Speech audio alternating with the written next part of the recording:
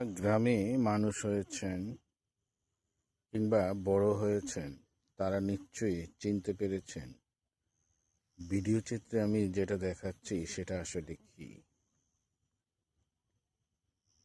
চুলায় ব্যবহৃত হয় বলে আঞ্চলিক ভাষায় একে বলা হয় পাটখড়ি, কিন্তু সময়ের বিবর্তনে এই পাটখড়ি আসলে পাটখড়ি নয়। এটা গ্রামের মানুষের নিরাপত্তা বেষ্টনী। আবার কারো কারো ক্ষেত্রে এই পাটখড়ি বিদেশে রপ্তানি করে মূল্যবান বৈদেশিক মুদ্রা অর্জন করা হয়। যমুনা নদীর পাড়ে এই পাটখড়িগুলো দেখে আমার সেই ছোট্টবেলার কথা মনে পড়েছে। নিজেদের জমি থেকে প্রাপ্ত পাট থেকে এই পাটখড়ি সংগ্রহ করা হতো এবং সারা বছর এই পাটখড়ি রান্না কাজে ব্যবহার করা হতো। আমরা যারা ছোট ছিলাম তারা প্রচণ্ড গন্ধের কারণে এই পাটখড়ি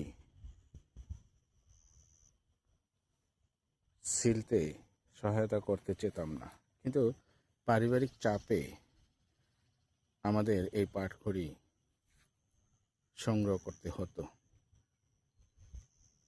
নদীতে এখন পানি নেই, হয়তো আগামী 1 মাসের মধ্যে পানি বৃদ্ধি পাবে।